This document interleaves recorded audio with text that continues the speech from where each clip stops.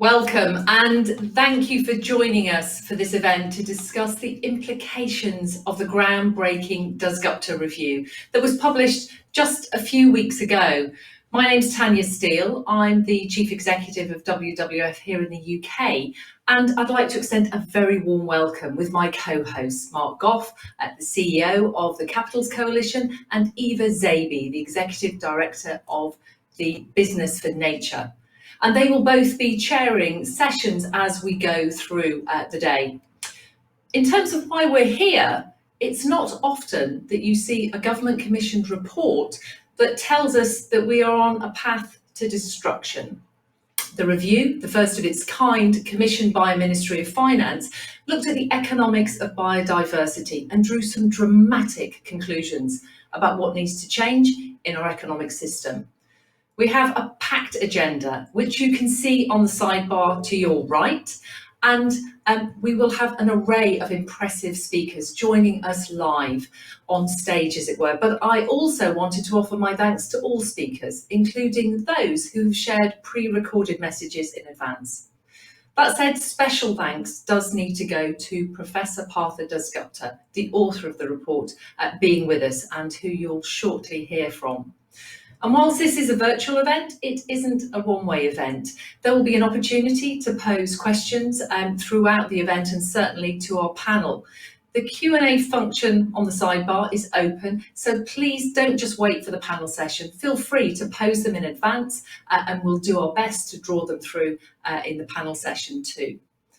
I think it's fair to say we've been overwhelmed by the number of registrations for this event, hitting just over 2,000. From across the globe, from policymakers, from communicators, businesses, philanthropy and decision makers. And I think it gives us a real sense of momentum and indeed optimism if we are to embed change in 2021 and indeed in the years ahead. But before we get going, I'd like to share just three very brief reflections. Firstly, the Dasgupta review sends a profoundly important message to humanity. We've collectively failed to look after our most important asset, our natural asset, our planet, our home. And we have pushed our natural systems to the brink, putting our future and that of our descendants at risk. As the review shows, between 1992 and 2014, the produce capital per person doubled globally, but the stock of natural capital per person declined by 40%. We are in the red, overdrawn at the bank, and we are causing significant costs and damage to our economy, our health, and potentially ultimately to our well-being as a society. And if it continues, we fear we will see even greater costs. Wildlife exploitation and land use change are major drivers of the emergence of new viruses like COVID-19. And due to the ongoing destruction of crucial ecosystems like the Amazon rainforest, we know that we are in danger of creating irreversible tipping points in both our climate and indeed our rainfall patterns, which could have damaging and devastating effects for decades to come. But finally, we do come with a message of hope.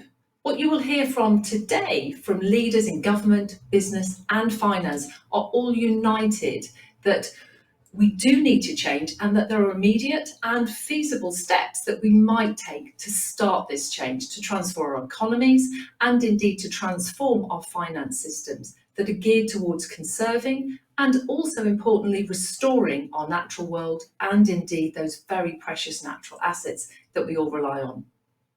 In a moment, you'll be hearing from Mark Goff, who will be moderating our opening session. But first, I'd like to introduce a short message from Lord Goldsmith. He's the Minister of State for the Department of Rural Affairs here in the UK, and he'll be sharing with us both the importance of what this review brings, but also why the UK took the lead on commissioning it in the first place.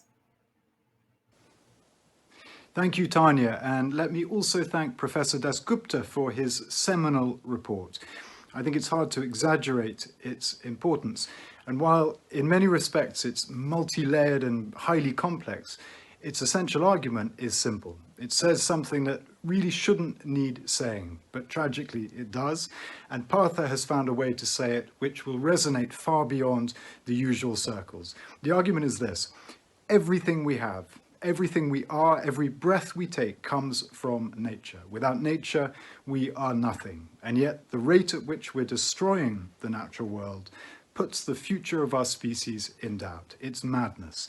We're destroying forests at a rate of 30 football fields per minute. Ocean health and abundance is being extinguished. 1 million species face extinction, including 2 out of every 5 plants. And we're destabilizing the very climate that makes life possible.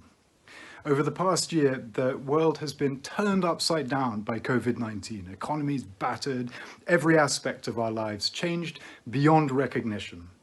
But the simple, objective truth is that none of this compares to the consequences we can expect if we continue on this path.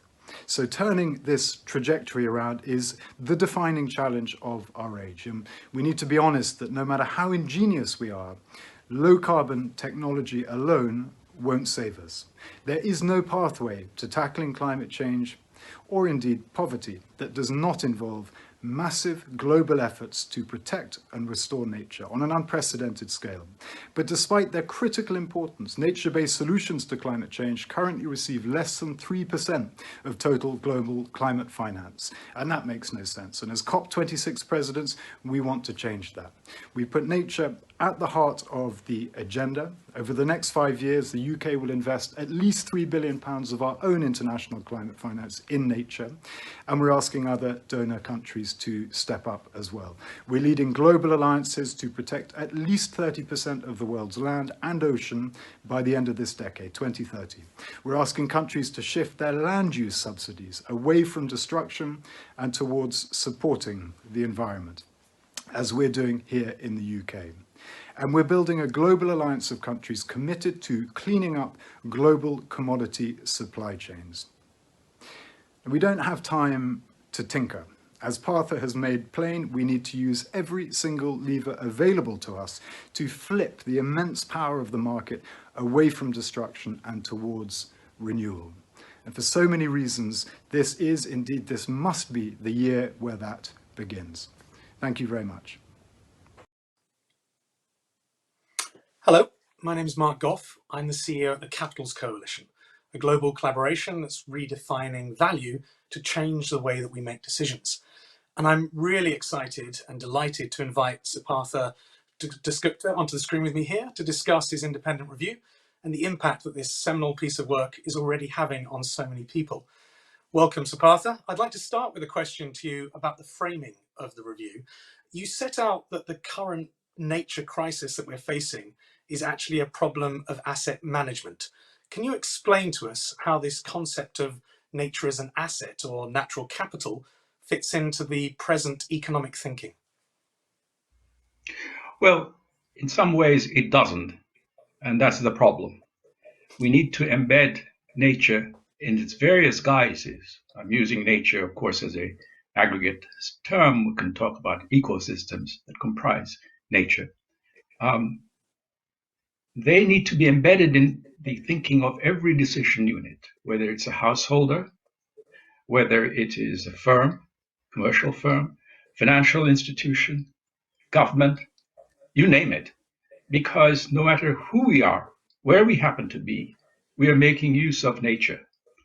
It's a durable object, but can be tarnished, it can degrade, it can depreciate very easily. And because we have neglected it in our economic calculations, what goes by economics typically ignores it, typically. It means we overuse it because we discard it. We don't think it's of much value. If any, it may even have negative value in the sense that if it's subsidized, if we are paid to use it. So the whole idea of the review is to build an economic grammar which includes nature right through from one unit to another. It's not just a government issue. And you set out in the review that the economic systems that we've got at the moment are not fit for purpose. So gross domestic product, obviously, we talk about that as not necessarily providing or the understanding of the economic health of nations. What would you say are the most important headlines from the review about how the economic system impacts and depends upon nature? Well, the headline news comes back to the first, in some sense, Lord Goldsmith pointed to the errors of our ways as well as anybody can. That was fine. We are eating into nature. We're ignoring this basic asset, and in place we are converting it into produced capital, food, consumption goods of all sorts, and human capital, our education system, health, and so forth. All that's necessary, goes without saying, but we're not paying the price for making use of natural capital in this production. And the question is, how do you create a system of accounts where every decision unit takes into account the opportunity cost, the cost that's involved in making use of a particular piece of natural capital? And it seems to me there are three basic messages that the review comes up with. One is that we really have to address the imbalance between the demand we make of nature's goods and services and the nature's capacity to supply that, meet that demand on a sustainable basis. At the moment, the gap is huge, really huge. Very rough, crude calculations suggest it's of the order of 1.6 to 1, meaning that you need about 1.6 Earths to satisfy our current demand. Now, that's obviously unfeasible. And so we really have to bring that inequality down at a concerted way. What the review does is to decompose our demand into the various factors that make for our demand. So, and then it recommends ways of handling each of these components to bring that demand down and increase the supply by investing in nature, goes without saying. So second message is that we need to change our measures of economic success to guide us on a more sustainable path. And that is to move away from using GDP, which does not accommodate nature in any sensible way, because GDP doesn't measure the depreciation of natural capital that goes along with our economic activity. And that depreciation must be taken into account, which is another way of saying we ought to pay for that depreciation. And our economic accounting doesn't include that. So the review recommends instead a system of accounts which is rather similar to the balance sheets of firms. So you measure the totality of assets that economies hold. We call that inclusive wealth. So it's wealth accounting. You move away from income to wealth.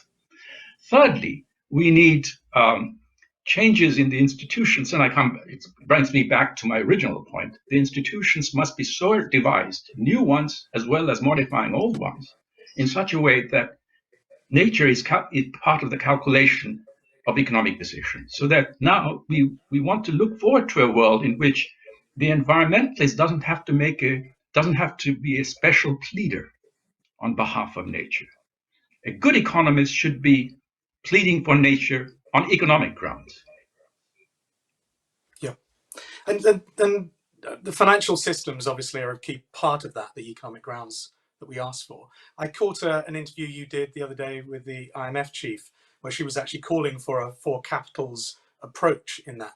Why do you think that mainstream financial systems are now starting to get to grips with this concept? And do you see any fundamental challenges in actually how we address this to make sure it's achieved within financial systems? Very good question. I think the first observation I would make is that don't forget, financiers are also human beings. They also have children, grandparents, and so forth. So they can also see nature being trashed. And in some sense, it drives their intellectual motivation or workaday motivation. The reason nature is missing from financial language, typically, is the same as the previous points that I made, which is the fact that nature is not valued. So if an object has zero price, it will not appear in your calculations because it doesn't have any value. You're not going to invest in it because there's no return. All right. In fact, you will be using it as far as possible to make those valuable objects, the ones which the market values, to expanding their production. So, which is of course it's a cumulative process of destruction in order to accumulate produced capital and human capital. That's the imbalance. How do you reverse it? Well, you reverse it for what the review does is to give a unified account of how all this could be done, both on the basis of some simple principles, which is attribute some value to these assets. And there are ways, and it's always going to be very approximate. This is the nature of the beast. It's really problematic. One reason this is going to be a difficult task, not an undoable task, a non-doable task, but a difficult task, is that nature has some properties that we need to recognize. Firstly, many natural processes are silent. You don't hear them. And they're also invisible. For example, what happens under your feet in the soils, the peatlands, for example, they're very silent. Now, it's very difficult to monitor activities when they're silent. Moreover, of course, nature is on the move. It's not like the table desk that you have in front of you. It doesn't move unless you move it. But the wind doesn't wait for you to do something to the thing that is being moved. So these three features have extremely important implications for the way we build institutions in order to be able to accommodate the fact that these are scarce goods. Now, there are ways of trying to measure the value of natural objects like ecosystems. As a first cut, you would look for their use value. What do the ecosystems do for us? That way, you dig deep into it and then look for the value in terms of human well-being, for example. But that would be the first cut, and it's a very good first cut, because some others there'll be hard cases where maybe the use value is not enough to protect it. And somebody comes along and says, look, you've underestimated its value because it has intrinsic value. Yeah. Once that argument is given, that's when in democratic society a discussion takes place. How far do you give implicit values to protect some object? Yeah. And of course we do. Every society does that. We have sacred groves, for example. And those are closed objects. You don't touch it. And I notice that you make it very clear that we've got to have that protection as well as having these economics as well. It's all part of the same system. And we're actually working to standardize a lot of those approaches at the moment within the global community on how to value nature, which is going to be key for this next phase. My final question for you is 2021 is going to be a big year. 2020 was going to be a big year for international events. A lot of those are now happening this year with the G7 and the communications on the parties, etc. What would be your message to world leaders now? My word to world leaders would be make nature, because we have neglected it for such a long time, put it right on front now for economic thinking. It should not be a special pleading. You have to give an argument as to why you need another highway, another building, or whatever. I'm not suggesting that means you can't have it. It's simply that you should get the weighting system to make up for the fact that you've given it zero weight for so long. Wonderful. A very clear message. Thank you ever so much, Siddhartha, for joining us here today. We're going to go on to the next section now, which we're going to go through some of the slides actually that the Dasgupta review team have developed. These are really, really helpful, actually. These are all accessible to everyone, so they're very clear and accessible. You can use these for your engagement and communications. And as you can see here, it's very clear, as Siddhartha was just saying, that the growth in produced and human capital has come at the expense of nature. So we're drawing down on one capital to actually pay for the others. And what we've got here with the next slide here about the economy being embedded in the biosphere is that we've got all of these stocks are very much interconnected. You can see how that if you affect one of them, if you affect the natural capital, you're going to affect human and economy. And one of the reasons, the underlying deep fundamental institutional or market failures that we're seeing at the moment is because we're not recognizing that humanity and economy is part of nature and not external to it. The key reason why nature is declining in the economy is that it's incentivized to invest in activities that harm nature. These scales as such that need to be adjusted, that need to be rebalanced.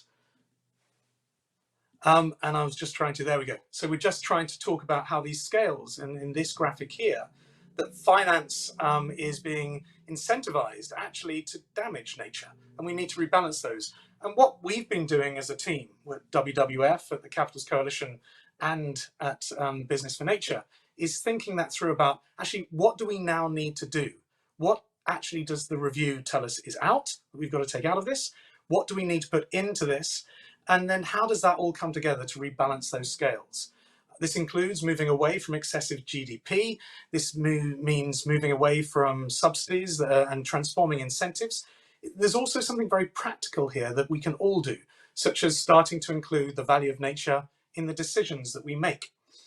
If this is to succeed, we'll need to turn this science into action, and that's going to take a systems approach. And this is where you all come in who are on the call with us here today. We've set up a poll, which is available. If you go over to the right of the screen, you'll be able to see a poll button. If you click on that, that'll ask you which of these 6 options that we've put in the what's in bucket here, which ones of these do we need to focus on most to go beyond existing efforts that we're already taking to ensure that the Dasgupta review it really becomes real and that we can achieve this nature positive global economy. I'd now like to hand over to a colleague of mine, Eva Zabi. She's the Executive Director of Business for Nature. They're bringing together the business voice of change. And Eva is going to now host a panel of some of those leaders on how they're turning these review findings into action. So over to you, Eva. Thank you so much, Mark. And I mean, what a rich scene setting from yourself, from Tanya, Professor Dasgupta, Lord Goldsmith. Amazing. It's, truly inspiring actually to listen to the conversation so far, the call that we need to compensate for having depleted our natural assets now by putting nature at the top of the economic and political agendas.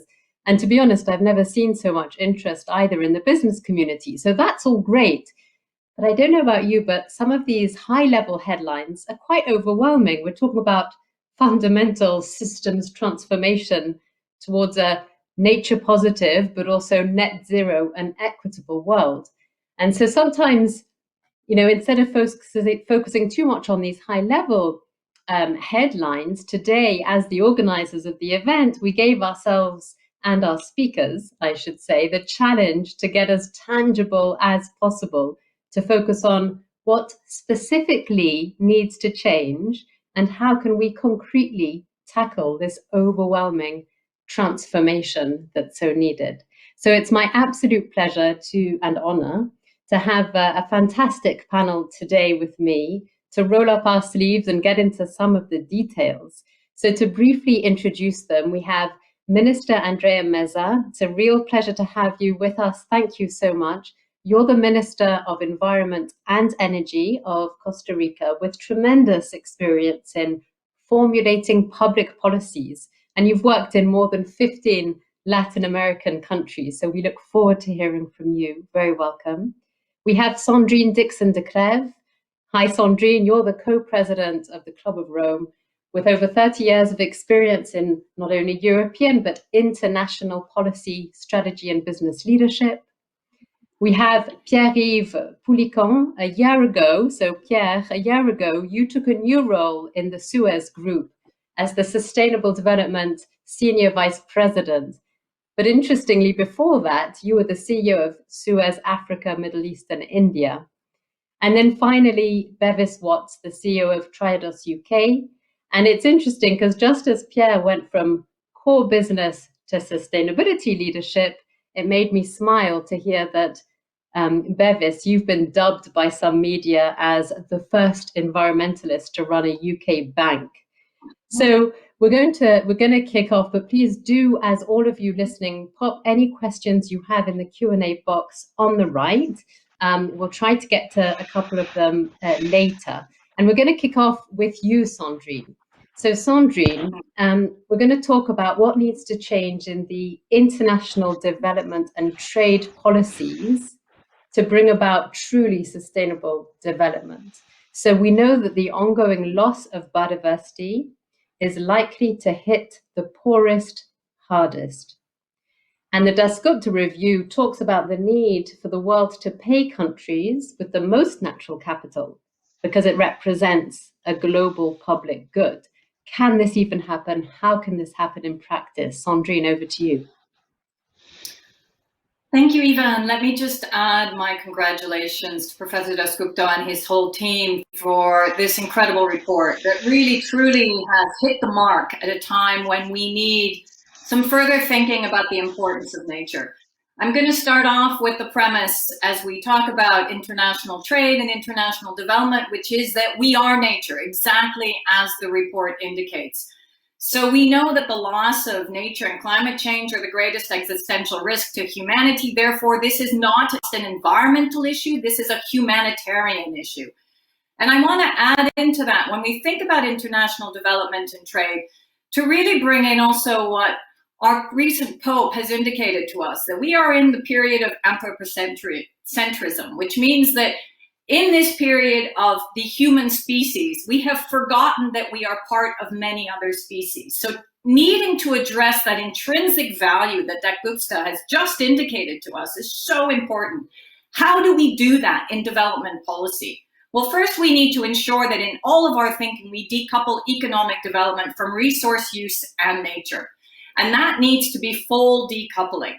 We've done several reports around that decoupling, either through the Club of Rome, but also a recent report that has also looked at the European Green Deal and how we actually implement decoupling into the implementation of the Green Deal at the European level.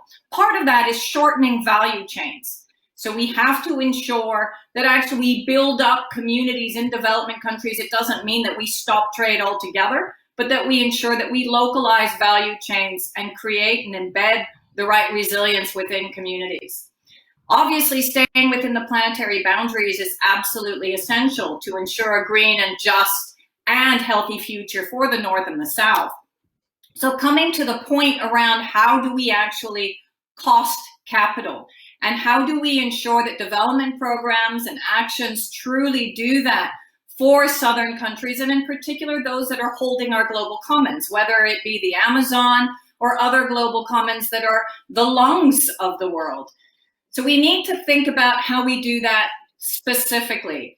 And let me say that there's been a great deal of work now in terms of the way of including biodiversity and environment in our investment thinking in particular. So let's start with the taxonomy criteria that we're seeing in Europe, but is now being picked up in China and in other countries, putting a real value and a criteria on what does green look like, both in terms of biodiversity, but also carbon mitigation, and what actually creates a substantial contribution. So we get away from greenwashing that we see everywhere, and we start to move and shift into real impact.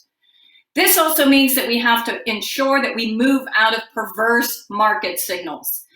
All the subsidy structures that we have, whether they be in agriculture or whether they be in fossil fuels, give absolutely the wrong signal across the globe. But let's get into the trickiest part. And that's the one where clearly we know we have the most to do. And that is, how do we advance natural capital into global debt markets? How do we tactfully deliver relief for countries that are facing debt problems linked to the current crisis and to future crises, because we have to prepare for the emergence of crises between the pandemic. And that will include looking at different debt instruments, contingents, which provide performance that offset the downsides of debt for nature swaps, and the simple use of proceeds from green bonds, which we need to look at, and which was also part of our sustainable finance framework at the European level. And today, actually, Finance for Biodiversity have released a report stating that overcoming the barriers of integrating nature and climate into sovereign debt markets requires a clear, structured set of processes to consolidate knowledge and expertise. So are moving and starting to understand we must compensate those countries that truly need our help, able to shift and be part of the transition, but also give them the value that they deserve in terms of the natural capital of our countries. And I'll close with the following, which I think is also a very important shift that we need time. And again, Professor Dasgupta did it. The shift on GDP, the fact that the underbelly of all of this will be new indicators to economic development, not to growth. It may not be that we continue to grow exponentially in the way that we have, but we can grow differently. And again, that comes back to putting an intrinsic value on what matters. The consciousness of people who have post-COVID, what is essential in their lives? Jobs, access to food, access to water, and access to healthcare. And if we can build on that, then hopefully we've really actually shifted the bar during this decade of action.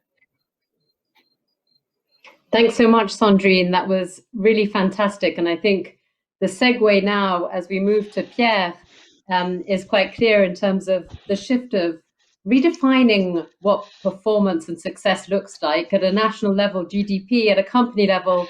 How do you go beyond just financial performance and include environmental and social performance as well? How can everyone be accountable for their impacts on the planet and people? So thanks, Sandrine. And now, turning to you, Pierre, I understand that Suez Group works really hard to try to value nature in its decision-making, in its disclosure. So you're already doing and working on this stuff. But, what government action would most support your company's contribution to reversing nature loss this decade? How could it accelerate? And also, what could governments do to speed up action by other companies to ensure that valuing nature becomes the new normal for everyone? Hello everyone, hello Sandrine, hello Eva. First, I would say as Suez, we fully endorse the Dasgupta report and its conclusion. For under a year, we have been putting the biodiversity at the heart of our DNA. Now, since last year, it's written in our purpose, in our values, and in our strategic plan. So for us, the question was how to make the transition and to keep the transformation internally. But first, I will answer your question regarding the government. I think we have a clear momentum today because we have in every country, and of course, I will comment about France, and Europe, which I know better. But we know because of this crisis, we have a lot of recovery plans. And this recovery plan is a huge chance to have the biodiversity and carbon issue at the heart of the transformation. So what we do as Suez is we try to discuss with members of parliament, with government bodies, to increase the level of awareness regarding the subject. And I would say, to answer your question, we have the question of the water. We have the question of the micropollutants. We have the question of the circularity in economy. We have the question of the quality of air. So on all these subjects, there is billions and billions which are now put back in the economy. And I think we need to increase the level of asset investment. We need to change the tender regulation, the public tender regulation, because we need to increase the nature criteria, I would say, the carbon evaluation, the biodiversity evaluation inside the public tender, because all this money is going to be allocated through public tender. But if we don't change the rules of the public tender, we will never answer at the end the question, because the public tender have to follow rules, and that's clear. But then we need to change the framework of these tenders. Sandrine has been mentioning taxonomy. I think it's the same at the European level. Taxonomy is a huge transformation process. As Suez, we have been disclosing last Tuesday the first figure on taxonomy, just to show the example, and to be inside the system. And of course, trying to comment as an company, what are the complexity we are facing with the system, and trying to give feedback to the different bodies, expertise, and public bodies on that. But we disclosed a methodology last Tuesday, and it was my department which was monitoring globally the process inside the company, and not the financial department. I think it was one clear signal we wanted to send, that this question is at the heart of the transformation. It's not purely a financial compliance issue, it's a transformation issue. To answer your question about the companies, I think first the government must support some initiative like the one we have for Act for Nature International in France, which it's led by EPE and the World Sustainable Council, Business for Council. It's really to encourage companies to pledge themselves on smart commitment, and then to be monitored it is challenged by NGO like yours to check this commitment are not greenwashing but real commitment and smart one, and then we will have to monitor that. What is interesting, because Suez is doing this for 2 or 3 years already, is to see last year new company, and we're talking about big name like Total, EDF joining the transformation. So it's the first time you can see people which are not talking about biodiversity putting this at the heart of the transformation as well. So my view is that we need to have, as mentioned by the professor, the question of the biodiversity to be at the same level of carbon. And now I think we all as a company are managing carbon. We have KPI on carbon, we have shadow price on carbon, and biodiversity, we are starting the process. And so the government, the public bodies, they must help us to, as a company, to do that. And the financial institution, they have to request this evaluation as well. Taxonomy is one tool. There is many tools as well. And we need to give the value and to have this double accounting, maybe in 10 years' time, to be all judged, not only on our classical financial review. I'm still believe we will have the same rules, but we have maybe a second way to present ourselves with another accounting, which could be balanced by the financial institution. Thank you so much, short, Per. that's That's what really I wanted excellent to share with you. Super. No, very helpful. I know that we're steaming ahead, but the fact that you're saying, companies need to step up and be accountable, they need to start disclosing, and being transparent, and that actually the financial institutions need to ask for it. So that's a perfect segue to you, Bevis. Could you briefly just highlight the key changes that are needed in the financial system? What do you think are the key changes that are needed in the financial system? And then share also what changes in policy or regulation then do you think are needed to quickly scale up the right kinds of investment? Thanks, Bevis. Yeah, thanks, Eva, and good afternoon, everyone. I mean, to context what I'll say, I think I'll start by saying I think we're in the foothills of the expedition to the summit of ceasing to regulate banks for risk, but regulating them for their role in society. And ultimately, we're talking about managing financial institutions for climate risk and biodiversity loss and so on. But ultimately, the goal should be to align them more generally to the Sustainable Development Goals. And a few thoughts around that from a biodiversity perspective. I mean, the first thing is we have to stop immediately the harmful activities. And I don't think voluntary minimum standards are cutting it. So we need to be looking at mandatory minimum standards and agreeing those sector-wide and on a country level and ideally internationally to stop things like deforestation we see in the Amazon. And then supporting that, really, I think we also need to see much more transparency. I think if people really knew what their money was doing, you would unlock a fantastic market force that would prompt wider change in financial institutions and in how money is being delivered. But then, seriously, if we're going to then regulate banks to manage and mitigate the risks around biodiversity loss, we absolutely need the taxonomy that's been referred to, but we need common methodologies for understanding the risks associated with that and for then assessing the impact you have on biodiversity over time. So I'm aware there's various initiatives. Encore is one, but we've also been involved in founding something called the Platform for Biodiversity Accounting Financials, which mirrors something we founded on carbon accounting in 2015 called the Platform for Carbon Accounting Financials. And that's still nascent, but I'd encourage people to look at it, because what we need is one common global methodology that regulators and all institutions can use. So whether that prevails as the best practice standard or not, that is what we need to be aspiring to. And that's then the platform for target setting, for disclosure, and everything that then needs to follow from there. But beyond regulating for biodiversity loss and the risks associated with it, we have an obligation as a sector to be proactive.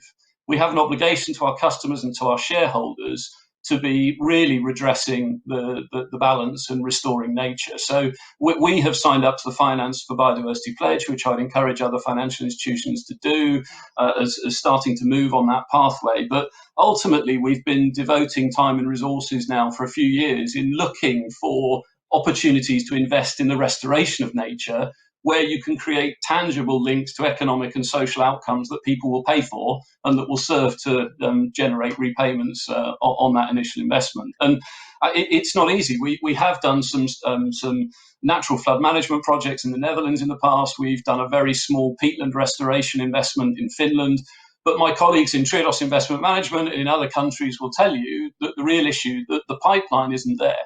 So there's lots of people keen to deploy capital, lots of people to manage funds, but there's a huge gap as to where the projects that are investable are and where they're going to come from. So in the UK, we've partnered the Department of the Environment, Food and Rural Affairs, the Environment Agency and the Esme Fairbairn Foundation, who have provided seed finance to 4 pilots that we're leading, and we hope we'll be raising commercial investment for the first one of those in the next month or so.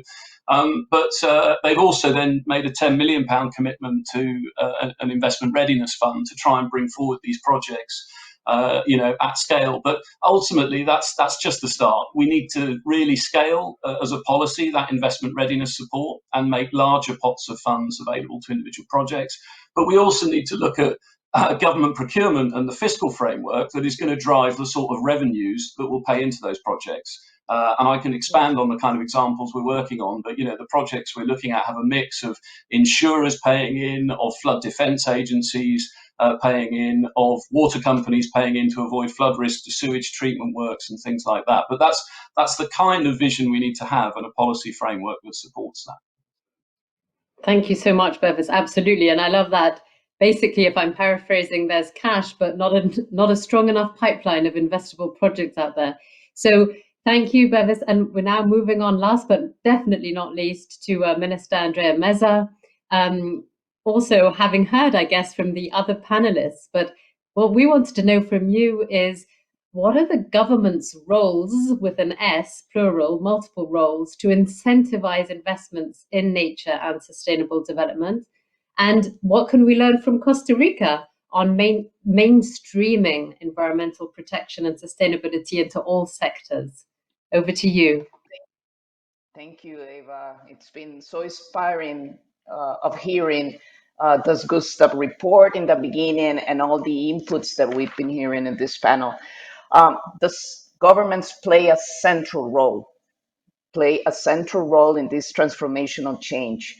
And I would like to share with you one of the elements that we just did 30 and 40 years ago as in policy elements. Long time ago, with our rural communities, one of the elements to give them titles, land titles, was that they needed to demonstrate that they were using that piece of land. And that demonstration at that time was that they needed to cut and destroy all the forest. That was the element that was central in that policy. And we made a small change, recognizing that protecting forests was also a way to recognize that they were using the land. And that was one of the first small changes that really started the transformation in the rural area. Then we established a mandatory prohibition of destroying forest, and also starting with the payment of environmental services. So it was, to really seeing that it was clear to move away from this perverse incentive, because that was a really perverse incentive in the rural communities at that time, giving nature, giving value to nature, and everything started to change. So in these 30, 40 years, that was a clear signal. And this is just a way to say that, yes, policy matters, and it is critical the way you are seeing to give coherence with all the different, with agriculture, to give coherence also with the fiscal elements that we are doing. And I totally agree that there is so much work, and we are working right now to really try to give nature a value also in the government procurements. One element that we are seeing is how to give signals very clear of using more wood, using low carbon elements in construction. And it's the kind of things that we are doing right now. But I think that it is just one central message. Policy matters and matters a lot. We need alignment and coherence, and it's critical that we give clear signals. And I would just say that I totally endorse what Bevis mentioned. I think that one of the biggest challenge that we are facing right now is how to really create a robust pipeline of projects that are bankable projects. And this is not an easy task when we are talking about nature projects. But we need a lot of innovation, and we need to continue working, because it is clear that we need to mobilize public and private funds for this agenda. Thank you so much, Minister. Excellent points. And I am going to try and squeeze in at least one question from the audience. There have been so many excellent questions, and please rest assured that we're keeping these, and we can continue the conversation, as Mark will explain at the end of this session. But because harmful subsidies has come up, I wanted to bring one that, let's just try and get your views on very briefly as a panel. It's a question from Catherine, so thank you so much. It is: addressing harmful subsidies is fundamental to changing financial incentives to degrade nature. Sovereign states need to show through their dealings at the World Trade Organization that they are serious about this. Why is more attention not being given to this? Changes in subsidies would have a huge impact. So we'll have a quick whip around if anyone wants to jump in on that question, please. I'm happy to go first, maybe. Eva, I don't know if you Thank can hear me. I 30 hear seconds. I got a little wonky. Yes, Yeah. try for it, Sandra, you'd be great. Okay, thank you. So this is an issue that really I take to heart, because we've known and we've been talking about the elimination of fossil fuel subsidies. In fact, we have a G7 and a G20 declaration on the elimination of fossil fuel subsidies. We've even got a group of governments who have been working on this, and we are nowhere. And it's the same with agricultural subsidies. And when we tried to eliminate our agricultural subsidies just recently in the farm to fork policy, we were blocked under the Common Agricultural Policy. So I think the key really here will have to be that there will need to be a push also from those who have the most to lose. And this has been the biggest issue. We are not truly unpacking the tensions. We have to understand then what is the compensation ratio. In Europe, for example, it's what do we do with Poland and the other Central and Eastern European countries regarding coal subsidies? What do we give in exchange? Or how do we build the Just Transition Fund to compensate for the elimination of subsidies? I mean, they are totally perverse, and we can talk about this till the cows come home, and we can try to bring people on board, but unless we actually find key levers that are going to enable those countries and those sectors to actually look at the trade-offs, that's actually, I think, when we're going to start to unpack this, unfortunately. Yeah, absolutely. Well said. Anyone else want to jump in on this one? Please, Yes, Minister Meza. I totally agree. We really need to identify the trade-offs. And one element that we are trying to do right now in the conversations with our Minister of Agriculture, for example, is that we have been developing a technological tool to see if we are producing commodities, pineapple with zero deforestation. And we are right now in this discussion, okay, are we going to go and enforce the law, or can we transform this into an incentive? And now we have engaged our Minister of Commerce to see if we can be exporting, for example, pineapple that it is zero deforestation. And this is like a program we're trying to develop with this three ministries. But I totally agree that we need to compensate these sectors. And I totally agree that we really need to find ways to mobilize resources to the countries as ours that we are protecting nature. And it is not an easy task when we are in these decisions with a small fiscal space and a lot of innovation, but there is certainly a conversation about the trade-offs. Thank you so much. We're going to go into our wrap up now because we're running out of time. This is I feel like we could talk about this and uncover so many other important aspects of this transition. But in the wrap up, I think, we're navigating through complexity with so many interrelated challenges. Sometimes I find it becomes a bit overwhelming. And so it helps to project ourselves forwards and imagine it's 2030. We did it. We've managed to radically shift to a sustainable world, which is nature positive, net zero, equitable. The four of you were individually part of making that change happen. So you're interviewed and we're asking you, look back to 2021 and what did governments do that made it possible for all of us to transition to a nature positive economy? You literally have 20 seconds. Go. Pierre first. Okay, I would say that Europe has been putting at its border a carbon price, but as well a biodiversity price. So it's raising a clear barrier to send the signals on biodiversity as well. And all the money, as mentioned by Bevis, was to put back to renature in Europe and outside Europe, large project. In my career, the best moment I had in my life is when I have been solving dune site or in Qatar or in Lebanon and see the nature coming back, and it was a great moment in my life. So I think if we have the money and the clear signal at the border, and Europe is a key actor, we could get the money, stop the imports, and send a worldwide signal that the pineapple from Costa Rica with no deforestation can go through the border, but the other one cannot go through the border, and it's very clear, and it will educate all our citizens. I'm over my 20 seconds. Thank you so much, Pierre. And please, back to you, Minister Meza. What do you think? That we really managed to put nature and vulnerable communities in the center of our economic and development policies. Alignment in our policies. That I think that this is what really transformed everything. Yeah, that makes sense. Thank you so much. Sandrine.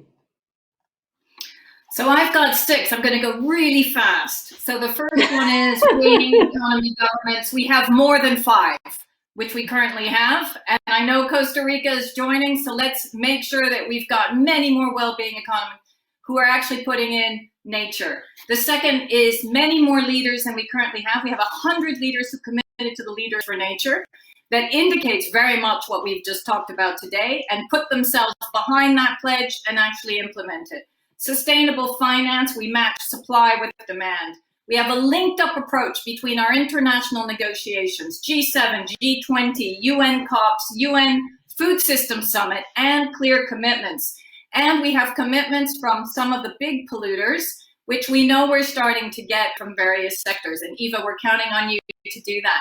Finally, starting today, we have proper recovery plans that put in place the short-term levers to ensure nature positive growth and also decarbonization at the same time in order to ensure long-term systems change. Excellent. All of that done this year. We love it. And then finally, to wrap up, Bevis, what about you?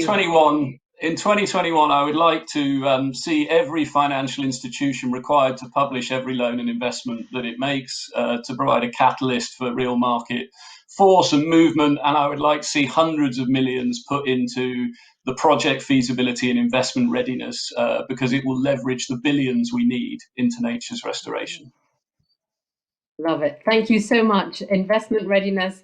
And to wrap up, thank you so much. Really, it was a fantastic discussion. Now, you're not the only ones who are concretely working towards this fundamental shift. And in fact, before this event, Mark, who was also wearing the same outfit on purpose, interviewed a number of other key leaders. And we're absolutely pleased to share what they had to say and their takeaways with a short video. Thank you to the panel, and over to the video.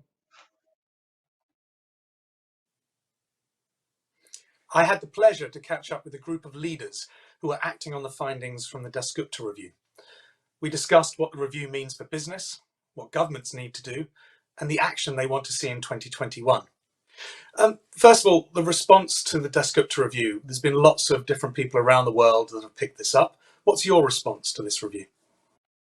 Well, I think the review is coming at a very appropriate time because we've been long waiting for it. And it's really touching on a fundamental issue.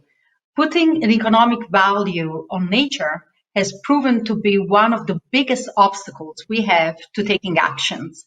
So I think the report is fantastic because it's allowing us to move from pure awareness of the issue to also pointing out a path forward that we can all act upon.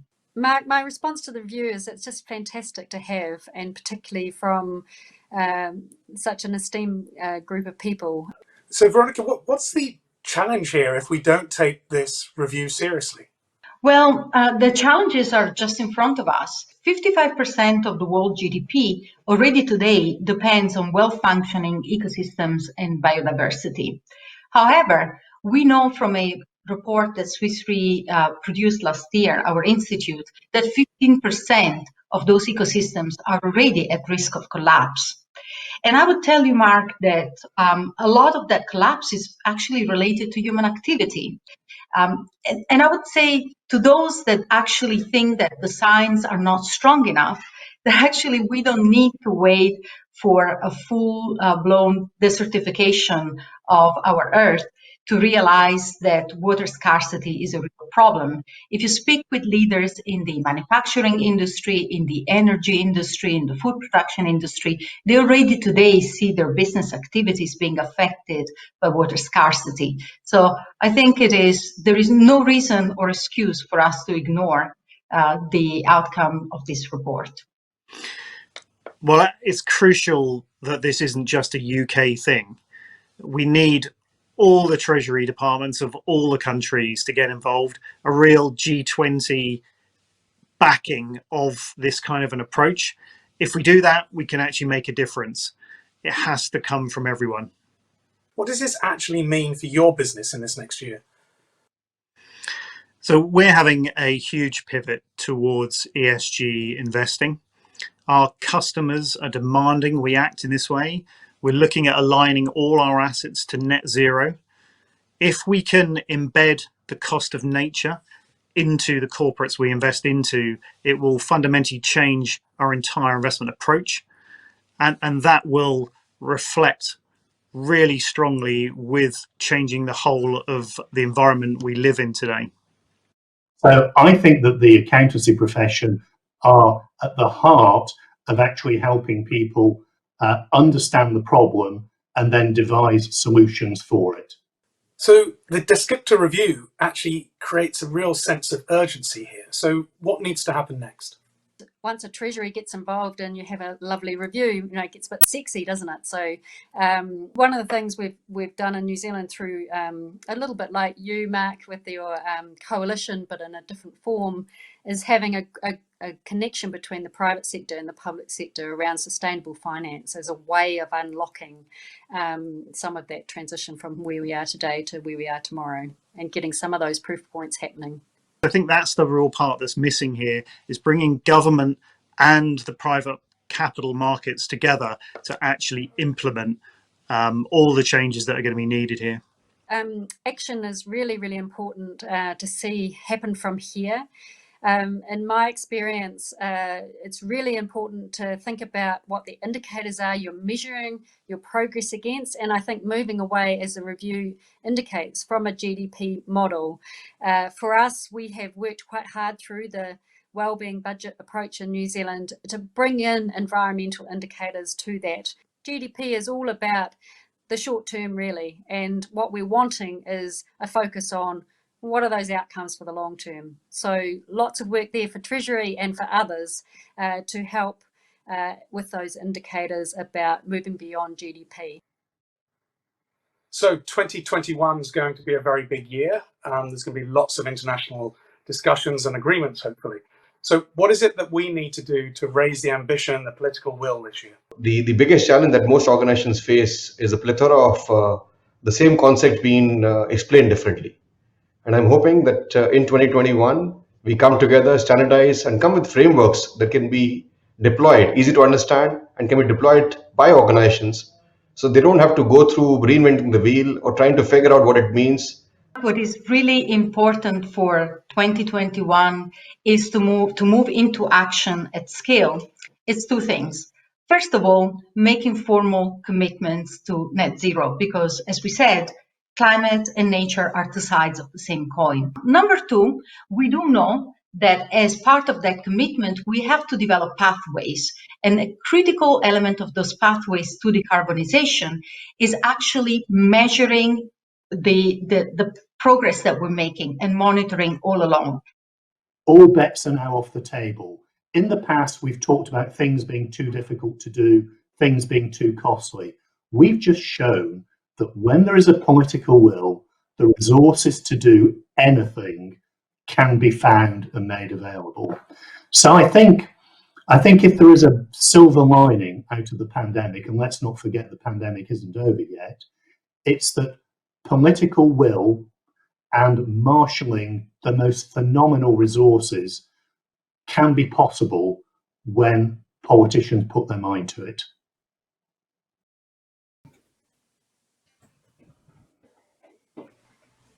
Well, welcome back, everyone. What an extraordinary hour. Talk about a fast fire discussion and range of content. I think it's fair to say, not least from Professor Dasgupta, he really made the point very clearly that we need to move beyond putting nature really on the special pleading list, really starting to put it to the top of the political and indeed the economic agenda. But I know while this session's been running, we've had a poll running, and I wonder whether we might share some of those results and perhaps we can talk about some of the reactions to them. Mark, have you got those results? Yes, I have. So the results are in. It's 50% of the people think that we should be including nature in decision making. So that top one, something very practical, I think, as we were discussing, that everyone can do. We had Bevis talking about it there very clearly. I love the fact that Andrea was talking about building that into policy. We've got to start seeing that happen, not just collecting this information to have it on the side in books, but using it to define policy. So that building it into actual decisions that we make by business, finance, and by policymakers is the key one. The second one that came through was about the transforming incentives. And that one's a little bit more tricky to get your head around, isn't it? Because what do we actually mean by incentive mechanisms? How do you actually get the system to work in such a way that when you move one thing, everything else is going to go as well? So that's what came out second in that poll we did. Absolutely. And I mean, one man's incentives, if you like, are another person's barriers to growth and opportunity. But Eva, you really pushed the panel hard in terms of some of the practical, immediate interventions. We can all have these very sort of high level declarations, but what was some of your take coming out of that? Well, I think what was clear is the Dasgupta review, and we know this, but it's been a catalyst that shows we are on our way to a nature positive, net zero equitable world, whether we like it or not. And now we're having these clashes coming out. You know, right now, some companies are, facing activist shareholders trying to push for the short-term profit, and that's coming, head to head with this other form of capitalism that we're trying to push for, where we integrate the value of nature and people into every single decision. I think it's going to be really interesting to hear. And this panel and this session seems to say, we are ready to take a risk for this transition because the alternative is even worse. But then in terms of tangible pieces that came out from the panel, I love the emphasis on actually there is money now. There is money flowing into the system. And so it's all for us as I would generalize and say the sustainability community or even the experts in this area to, let go of some of the pet projects that you feel you might think are the only piece and then all come together and converge, because that was another message of we need to converge and simplify and standardize, and we need to be transparent, because ultimately if we're going to reach the scale, we go beyond voluntary to mandatory, and then we will have this strong investable set of projects that are auditable and financial grade data will support it for the investors. So that's what came out. I thought it was a very energizing discussion, to be honest. I was quite pleased with that. Absolutely. No, go ahead, Mark. You mentioned there, Eva, about the transparent, you said, and there's actually an EU project which a lot of us are involved with at the moment to standardize some of these approaches now called transparent. There's another one called Align, which is specifically looking at biodiversity. And we're trying to build this now into the accounting principles. So the fundamentals underpinning that. If we can do that, then actually every financial controller in every business, every financial controller in a financial institution will have this as their handbook. I think that's where we got to get to, where this is the norm. of the way that we do things. Yeah, a different way of looking at it, though. Sorry, Tanya, go ahead. No, not at all. But I think there were just some incredibly important interventions in terms of that we know many opportunities, whether it's signing up for, biodiversity for finance initiatives or more besides. But I heard some very clear, not just practical, but work already underway in terms of the way in which procurement now is starting to be lined up from a tendering perspective. That's a huge signal and commitment into a market. Alongside what we are hearing as well, that voluntary commitments aren't necessarily good enough anymore. We're talking about voluntary alignment to any range of methodologies, not least 1.5 degrees and more now from a biodiversity perspective. But it sounded like this time also to make some of that mandatory, because again, back to the message of there's no more time for special pleadings. Some of this we need to almost step forward together. Yeah. And I think it's not only about becoming the mandatory, it's that plus needs to be companies and indeed everyone need to be held accountable for their performance. And the only way to do that is, as Mark was saying, embedding in the mainstream business decision-making and disclosure processes. And I think this is where maybe this event is part of a moment in time where we no longer have two separate conversations taking place. One which is, only on the sustainability side, and the other is only on the business performance and financial performance side. But finally, we're realizing what is the smartest way to most effectively embed this information directly into the mainstream decision-making process, which is all about what you do, Mark, as well, at Capitals Coalition. Yeah, I really do believe that if we had the right information in front of us, we can rely on people to make the right decisions. And the problem is that we're making decisions with poor information. If we just have the financial data in front of you, you're going to make the most cost-effective decision. If you had nature and people all in front of you as well on that platter in front of you, you would make a better decision. I think we have to trust people to do that. Absolutely. And I think there's no doubt the investor community is moving in that direction too. And unquestionably, I think we've learned a multitude of lessons coming out of this pandemic, not least in terms of, I think it's opened all of our eyes to vulnerabilities, and certainly investors and businesses too. And unquestionably, nature is in and part of that too. I know there's huge momentum from today. Mark, you've got some very good next steps and calls to action, as it were, for anyone still on the call that's actually keen to engage going forward. Do you want to introduce some of those? Yes, thank you. So the thing that we do a lot of these events now online, don't we? We're always talking like this in our little boxes. That's great, but we need to continue this conversation. We can't just stop here.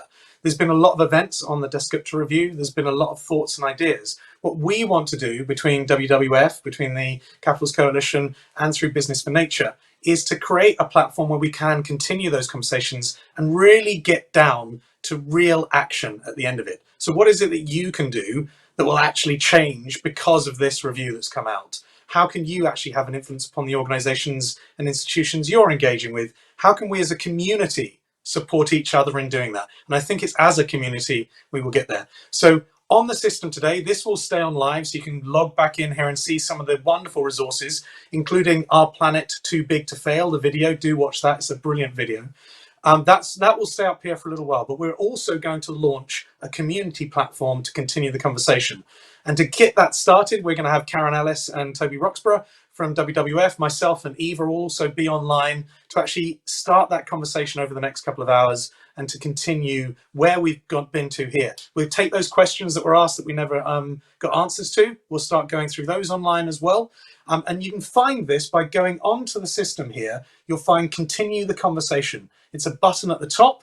It goes responses to review, hosts and guests, key links, and then continue the conversation. Click on that, click here to register and join the conversation, and then we'll be online to continue talking about this.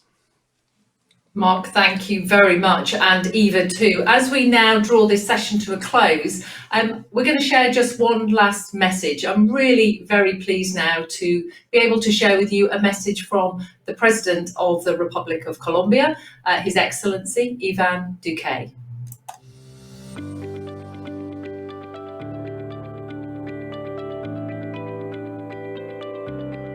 Saludo a todos los participantes de este encuentro, especialmente a Tanya Steele, directora ejecutiva del WWF del Reino Unido, a Mark Gove, CEO de Capitals Coalition, y a Eva Sabi, directora ejecutiva de Business for Nature, y a los demás asistentes al panel del día de hoy. El Dasgupta Review nos presenta una reflexión y un análisis sobre la importancia de emprender soluciones basadas en la naturaleza que faciliten el crecimiento económico luego de la pandemia ocasionada por el COVID-19. Desde Colombia, hemos adelantado acciones para proteger los ecosistemas y la biodiversidad. Diseñamos la primera política de economía circular de América Latina para transitar hacia un modelo de desarrollo de producción y consumo sostenibles. Promovimos la firma del Pacto de Leticia y como anfitriones de la Pre-COP de biodiversidad presentaremos la Alianza Global para la Protección de los Páramos que propusimos en la pasada Asamblea de Naciones Unidas. Recientemente, nos comprometimos a reducir las emisiones de gases de efecto invernadero en un 51% al año 2030. Además, hemos disminuido en un 19% la deforestación y tenemos la meta de sembrar 180 millones de árboles, de los cuales ya hemos logrado sembrar 50 millones. Apoyamos la iniciativa de la Comisión Global sobre Naturaleza y Economía como respuesta global al desafío de nuestros países para cumplir los Objetivos de Desarrollo Sostenible 2030. Nos unimos al llamado del Gobierno del Reino Unido con la publicación del Dasgupta Review para alcanzar la recuperación resiliente, sostenible e inclusiva, mejorando la calidad de la vida de muchas generaciones. Este es un proceso que nos invita a pensar en el mundo que queremos construir. Muchísimas gracias.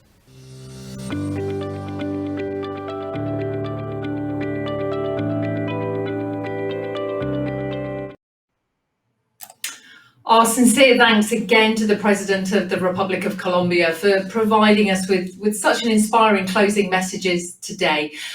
Ladies and gentlemen, I hope you found this event interesting, enlightening, but also I do hope that you'll join us on some of the calls for action and indeed the debates and importantly the collaboration moving forward.